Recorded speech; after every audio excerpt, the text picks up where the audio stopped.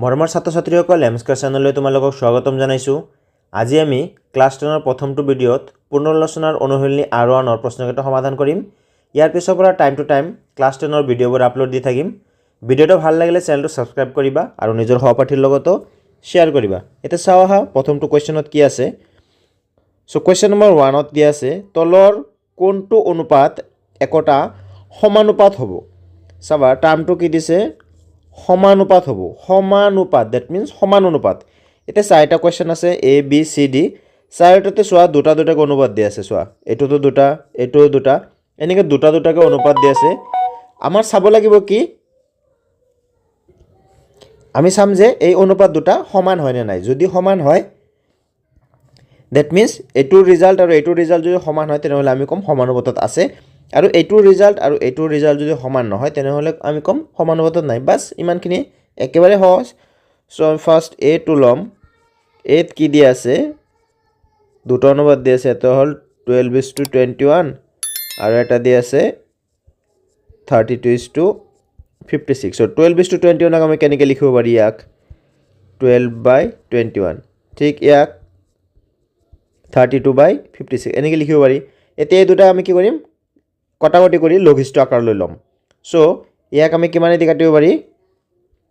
3 দি কাটিব পাৰি। 3 দি কাটি দিলে 4, 3 দি কাটি দিলে 7। চ' দিছ ইজ 4/7। এইটোক আমি কিমানেদি কাটিব পাৰোঁ, এইটোক আমি কাটি দিব পাৰোঁ 8 দি। 4 8 গুণ 32 আৰু 7 8 গুণ 56, 56। চ' চোৱা দুটা ক্ষেত্ৰত আমি কি পালোঁ, আমি দুটা ক্ষেত্ৰতে পালোঁ 12:21 পালোঁ 4/7 কাটাকাটি কৰি, আৰু 32:56 পালোঁ 4/7। ডেট মিন্স দুটা অনুপাত কি পালোঁ, সমান পালোঁ। চ' তেনেহ'লে আমি কি ক'ব পাৰোঁ, এই দুটা কি আছে, সমানুপাতত আছে। চ' আমি এনেকৈ লিখিম। চ' কি পালোঁ, therefore 12:21 is equal to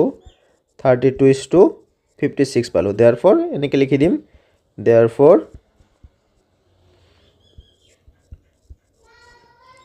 অনুপাত দুটা সমানুপাতত আছে। বাছ দিছ মাছ হৈ গ'ল আমাৰ ফাৰ্ষ্ট কুৱেশ্যনৰ এনচাৰ। আৰু যেতিয়া এই দুটা সমান নাপাবা তেতিয়া তুমি কি কৰিব লাগিব, এনেকৈ লিখি এইটো কাটি দিব লাগিব। এইটোক কি বুলি কোৱা হয়, ইজ নট ইকুৱেল টু,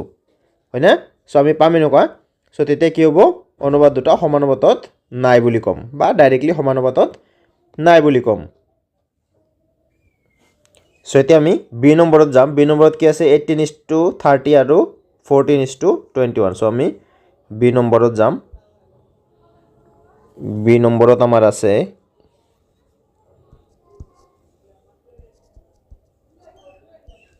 18:30। ইয়াক আমি লিখিব পাৰোঁ 18/30। চ' এইটো কাটি দিয়াচোন। কাটি দিলে কিমান হ'ব,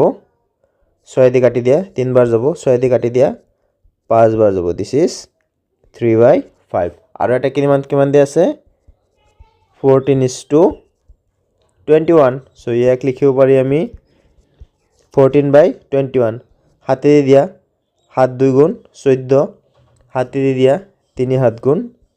21, 2/3। চ' আমি কি দেখা পালোঁ, আমি দেখা পালোঁ যে এইটো মানে 3/5 আৰু এইটো মানে 2/3। এতিয়া চোৱা এইটো আৰু এইটো সমান নেকি, সমান নহয়। যদি সমান নহয় তেনেহ'লে আমি কি ক'ম, সমানুপাতত নাই। চ' আমি এনেকৈ লিখিম, therefore 18:30 is not equal to 14:21. So' therefore অনুপাত দুটা বা অনুপাতটো সমানুপাতত নাই। চ' এনেকৈ লিখিম, অনুপাতটো সমানুপাতত নাই। বাছ হৈ গ'ল, একেবাৰে চিম্পল। এতিয়া চি নম্বৰত আমাৰ কি আছিল চাওঁ আহা। এতিয়া চি নম্বৰটো মই এইটো ছাইডতে কৰি দিম। চি নম্বৰত আছিল আমাৰ 22:33 আৰু এটা আছিল 33:24। চ' এইটোক আমি কি লিখিব পাৰোঁ,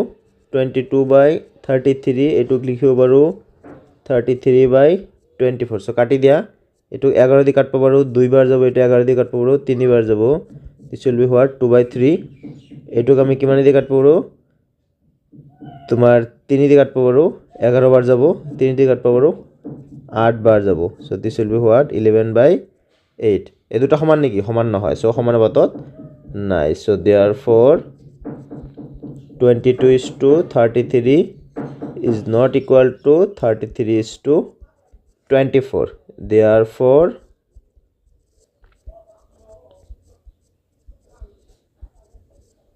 অনুপাতটো সমানুপাতত কি নাই সো এতিয়া কোৱেশ্চন নম্বৰ 1 or D2 চাম আমি D ত কি আছে চাবা D ত আছে অনুপাতটো কি আছে 24:28 24:28 আৰু এটা কি আছে 20:25 আৰু এটা আছে 20:25 সো এটুক আমি কি লিখিম 24/28 এটুক লিখিম আমি 20/25 সো এটুক আমি 4 দি কাটব পাৰো 4 6 গুণ 24 4 7 গুণ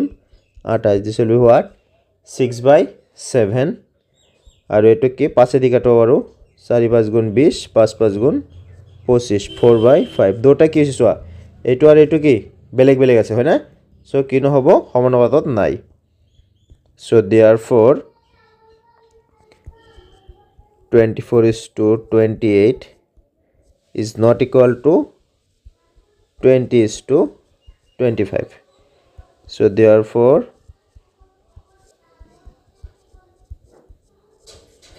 অনুপাতটো সমানুপাতত নাই হৈ গেল একেবাৰে ইজি বেছি টান কেন লবা খুব সিম্পল কোৱেশ্চন এইকেইটা সো এইটো আমাৰ হৈ গেল এটা চাম আমি কোৱেশ্চন নম্বৰ 2 ত কি আছে সো সোৱা 2 নম্বৰ কোৱেশ্চনত কি কৈছে তলৰ কোনবোৰ সংখ্যা ক্ৰমে সমানুপাতত থাকিব আগত কি দি আছিল আমাৰ আগত দি আছিল অনুপাত আছিল অনুপাত দুটা সমানুপাত আছে না চাব লাগে এতে কি দিছে এনেকুৱা সংখ্যা দিছে শব্দটো কি লগাই দিছে ক্ৰমে সমানুপাতত থাকিব না নাই সো ফাৰ্স্ট তোমাৰ এটা বস্তু জানিব লাগিব সো ধৰি ললো চাৰিটা সংখ্যা আছে সে a, b, c, d এনেকুৱা চাৰিটা সংখ্যা আছে এই চাৰিটা সংখ্যা কেতিয়া সমানুপাতত থাকিব জানা এই চাৰিটা সংখ্যা সমানুপাতত থাকিবলৈ হলে a পূৰণ d = b পূৰণ c হ'ব লাগিব এইকেইটা যদি সমানুপাতত থাকে সমানুপাতত মই এনেকৈ লিখি দিছো এটো মনত ৰাখিবা তোমালোকে সমানুপাতত থাকিব যদি এইটো a পূৰণ d = b পূৰণ c যদি এনেকুৱা পোৱা a পূৰণ d সমান সমান b পূৰণ c দ্যাট মিন্স a আৰু d পূৰণ কৰিলে যি ৰিজাল্ট পাবা b আৰু c পূৰণ কৰিলে যদি একে ৰিজাল্ট পোৱা তেনেহলে ক'ব পাৰিবা a b c d সমানুপাতত থাকে আৰু যদি a পূৰণ d কৰিলে b আৰু c পূৰণ কৰাৰ লগত সমান নহয় তেনেহলে ক'ব লাগিব কি সমানুপাতত নাই এতিয়া এইটো কৰ পৰা আহিল এইটো ডাইৰেক্ট এনেকৈ মনত ৰাখিব পাৰা বা এই বস্তুটো আসলে কৰ পৰা আহিছে সে a:b = c:d a:b কি লিখিব পাৰো a/b = c/d এতিয়া বজ্ৰ গুণন কৰি দিয়া a পূৰণ d b পূৰণ c a পূৰণ b = b পূৰণ c হয়না এই একটা ৰিজাল্ট পাইছো সো ইয়াৰ পৰা আহিছে সো এতিয়া আমি কি কৰিম a নম্বৰটোৰ সলিউশন কৰিম সো আমি এনেকৈ লিখিম a নম্বৰটো চাম প্ৰথমত কি কি দি আছে 2 6 2 6 6 8 দি আছে সো আমি কি কৰি চাম সো প্ৰথমটো আৰু লাষ্টটো পূৰণ কৰি চাম হয়না সো এতিয়া আমি কি কৰিম এতিয়া 2 পূৰণ 8 দ্যাট মিন্স এই দুটা পূৰণ কৰিলো সো কিমান হ'ব 16 নেক্সট কোন দুটা পূৰণ কৰি মাজত দুটা 6 * 6 কিমান হ'ব 36 এটা চোৱা 2 * 8 = 16 6 * 6 = 36 দুটা সমান হল নেকি যদি সমান নহয় তেনেহ'লে কি হ'ব সমানুপাতত নাই সো এনেকৈ লিখিব পাৰোঁ আমি therefore আমি এইটো লিখিম 2 into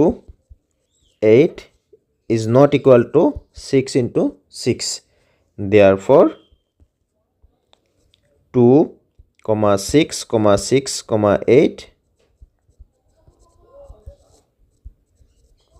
সমানুপাতত নাই বুজি পালা সো বাকি এটা আমি হেনে কৰিম এতিয়া আমি বি নম্বৰটো চাম সো কোৱেশ্চন নম্বৰ বিত কি আছে 10 20 30 60 সো একে আগৰ নিচিনা এতিয়া 10 into 60 that is এইটো আৰু এইটো কি কৰিম পূৰণ কৰিম আৰু এই মাজত দুটা পূৰণ কৰিম ঠিক আছে সো 10 into 60 মানে কিমান 600 নেক্সট এই দুটা পূৰণ কৰিম that is 20 into 30 so 20 into 30 পূৰণ কৰিলে কিমান হ'ব 3 2 গুণ 6 আৰু দুটা শূন্য 600 দুটা ক্ষেত্ৰত কি পালো আমি সমান পালো হয় না সো এটো কি হ'ব সমানুপাতত থাকিব therefore 10 into 60 is equal to 20 into 30 so therefore 10 20 30 60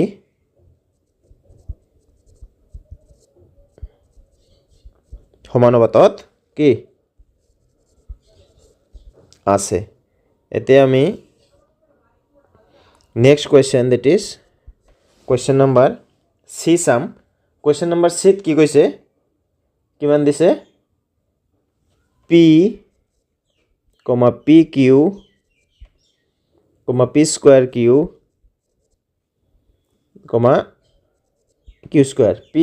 PQ, P square কি Q square একে সো এইটো আমি এনেকে চাম এতিয়া P পূৰণ Q square সো এইটো কিমান হ'ব PQ square নেক্সট কি হ'ব মাজত দুটা পূৰণ কৰিলে PQ পূৰণ P square Q P পূৰণ P square PQ P cube Q পূৰণ Q Q square বুজি পালা না এইটো PQ square এইটো কি হ'ব P square into P মানে P cube Q into Q মানে Q square সো দুটা কি হল বেলেগ বেলেগ সো এনেকে লিখিম therefore P into Q square is not equal to PQ into P square Q that means সমানুপাতত নাই therefore P, PQ, P square Q, Q square সমানুপাতত নাই এতিয়া নেক্সট কোৱেশ্চনটো চাম আমি সো কোৱেশ্চন নম্বৰ ডি হল আমাৰ 6 24 30 সো আগৰ নিচিনাই লিখিম এতিয়া 6 into 30 কিমান হ'ব 3 6 গুণ 18 180 আৰু এটো হ'ব কিমান 4 in 20 into 4 4 20 গুণ কিমান হয় 80 that means সমান নহয় হয় না সো সমান নহয় কাৰণে সমানুপাতত নাই so 6 into 30 is not equal to 20 into 4 therefore 6, 20, 4, 30 কি নাই সমানুপাতত নাই বাস হৈ গেল সো এতিয়া আমি কোৱেশ্চন নম্বৰ 3 লৈ যাম সো সোৱা কোৱেশ্চন নম্বৰ 3 কি আছে খালি ঠাই পুৰোৱা বৃত্তৰ কালি a is equal to pi r square এটো দিয়া আছে বৃত্তৰ কালি কিমান দিয়া আছে a is equal to pi r square আমি সবে জানো এটো যদি a ভারে তেন্তে r ড্যাশ যদি r কমে তেন্তে a ড্যাশ এটো আমি এটা চিত্ৰৰ জৰিয়তেও গম পাব পাৰো বুজিব পাৰো বা এটো ডাইৰেক্ট এনে বুজিব পাৰছো a is equal to pi r square মানে কি আছে এটো প্ৰত্যক্ষ সমানুপাতত আছে হয় না a সমান সমান pi r square সো চকুমুদি a বাঢ়িলে r বাঢ়িবই বা চকুমুদি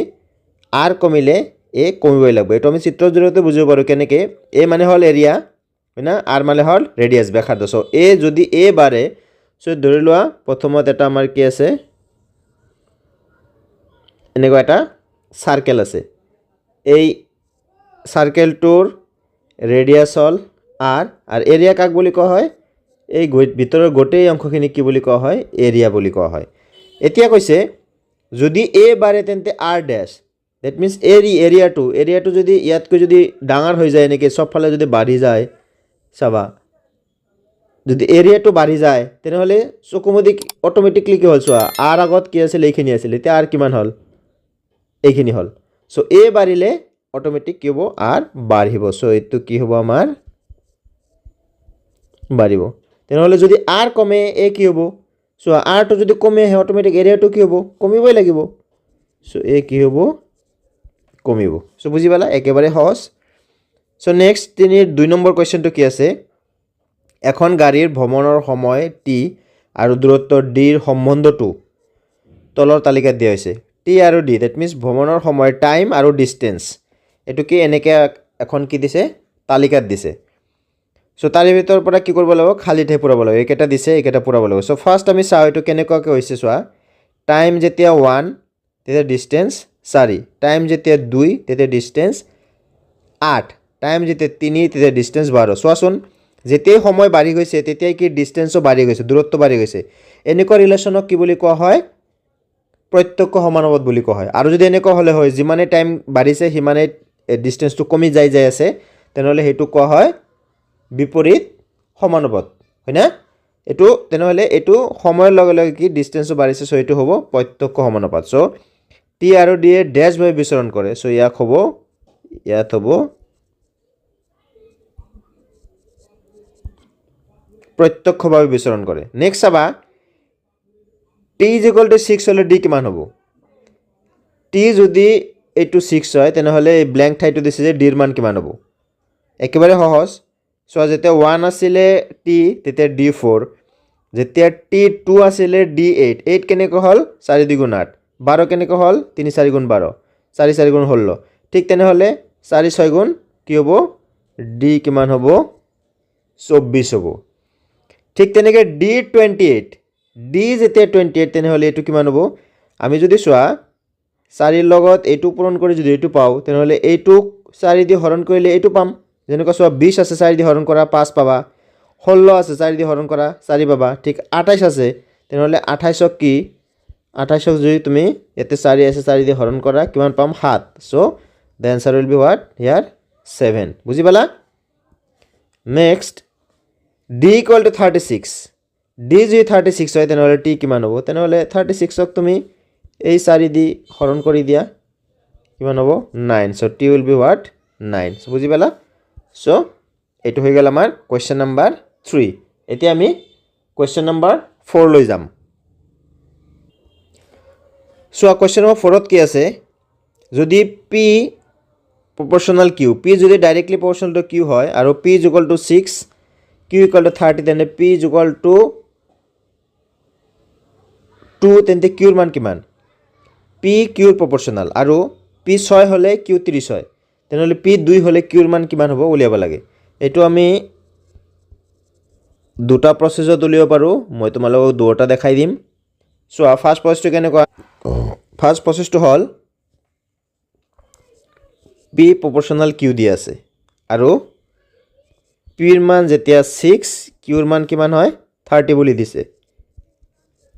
আমাক কৈছে পিৰ মান 2 হ'লে কিউৰ মান কিমান হ'ব পিৰ মানটো যদি 6ৰ পৰিৱৰ্তে 2 হয় তেনেহ'লে কিউৰ মান কিমান হ'ব উলিয়াব লাগে একেবাৰে সহজ এইটো প্ৰচেছত পিৰ মান কি বনাব লাগে 2 বনাব লাগে তেনেহ'লে 6ক কি কৰিলে 2 পাম 6ক যদি আমি 3 দি হৰণ কৰোঁ তেনেহ'লে কি পাম 2 পাম ইয়াতে যেহেতু পি আৰু কিউ প্ৰপৰ্চনেল আছে প্ৰত্যক্ষ সমানুপাত চ' ইয়াক 3 দি হৰণ কৰিলে ইয়াকো 3 দি হৰণ কৰিব লাগিব চ' চোৱা এইটো 3 দি হৰণ কৰিলে কিমান পালোঁ 2 পালোঁ এইটো 3 দি হৰণ কৰি দিয়া 10 পাম ডেট মিনছ পিৰ মান যেতিয়া তোমাৰ কি হ'ব পিৰ মান যেতিয়া এই তোমাৰ 2 হ'ব তেতিয়া কিউৰ মান কিমান হ'ব 10 হ'ব বুজি পাইছা চ' এনচাৰ উইল বি 10 চ' আমি আৰু এটা প্ৰচেছ চাম আৰু এটা প্ৰচেছত কি হ'ব চ' চোৱা পি প্ৰপৰ্চনেল কিউ দিয়া আছে হয় না পি প্ৰপৰ্চনেল কিউ দিয়া আছে পিৰ মান 6 কিউৰ মান কিমান 30 দিয়া আছে নেক্সট কৈছে যদি পিৰ মান 2 হয় তেনেহ'লে কিউৰ মান কিমান নেক্সট এইটো এই পিটোক আমি P1 বুলি ধৰিলোঁ P1 ইজ ইকুৱেল টু 2 আমি Q1ৰ মান লাগে হয় না যেহেতু এইটো প্ৰত্যক্ষ সমানুপাতত আছে চ' কি হ'ব আমাৰ P by Q is equal to P1 by Q1 হ'ব যেহেতু প্ৰত্যক্ষ সমানুপাতত আছে সো এইটোও কি হ'ব P by Q equal to P1 by Q1 হ'ব এই অনুপাত দুটা কি হ'ব সমান হ'বই লাগিব সো চোৱা পিৰ মান হ'ল 6 কিউৰ মান 30 দিয়া আছে P1 ৰ মান 2 Q1 ৰ মান আমি উলিয়াম এটো কাটি দিয়া এটো 5 বাৰ যাব ক্ৰছ মাল্টিপ্লিকেশ্যন কৰি দিয়া Q1 = 2 * 5 = 10 চোৱা দুটা ক্ষেত্ৰত আমি 10 এ পাইছে তে তোমালোকৰ যেটো সুবিধা তোমালোকে সেই হিচাপত বুজি পাই কৰিলে হ'ল এতিয়া এইটো চেপ্টাৰৰ last question that is question number 5 আমি চাম সো চোৱা কোৱেশ্চন নম্বৰ 5 ত কি দিছে তলৰ তালিকাখনৰ খালি ঠাইত y ৰ মান কিমান হ'ব উলিয়াব লাগে এনেকুৱা এটা তালিকা দিছে x y x1 হলে y32 x2 হলে y16 চোৱাচোন x যিমানেই বাঢ়িছে ইফালে 1 2 4 8 y চোৱা কমি যায় আছে 32 পৰা 16 হল 16 পৰা 8 হল দ্যাট মিন্স এটো কি আছে বিপৰীত সমানুপাতত আছে আমি আগত পাইছিলো প্ৰত্যক্ষ সমানুপাত এবাৰ পাইছো কি বিপৰীত সমানুপাত এটো সো এনেকৈ হলে কেনেকৈ পাইছো সো ৰিজাল্টটো 1 * 2 পূৰণ কৰিলে কিমান হৈছে 2 পাইছো ইয়াতে 32 আছিল 32 ইয়াতে 16 হৈ গেল দ্যাট মিন্স 32 ক যদি 2 দি হৰণ কৰা 16 পাম ঠিক এটো চোৱা 1 ৰ লগত 4 পূৰণ কৰিলে হল 4 32 ক 4 দি হৰণ কৰিলে হল 8 তেনেহলে 1 ৰ লগত 8 পূৰণ কৰিলে হল 8 তেনেহলে 32 ক 8 দি হৰণ কৰিলে যেটো হ'ব হেটো ৰিজাল্ট 32 ক 8 দি হৰণ কৰিলে কিমান হয় 32 ক যদি 8 দি হৰণ কৰা আমি কিমান পাম 4 পাম হয়না so the answer will be 4 so মৰমৰ ছাত্ৰ-ছাত্ৰীসকল ভিডিওটো ভাল লাগিলে চেনেলটো সাবস্ক্ৰাইব কৰিবা আৰু নিজৰ সহপাঠীৰ লগতো শেয়াৰ কৰিবা তোমালোকে লাইক কমেন্ট কৰিবা তোমালোকৰ একটা লাইক কমেন্ট মোক এনেকুৱা আৰু ভিডিও বনাবলৈ অনুপ্ৰাণিত কৰে thank you for watching this video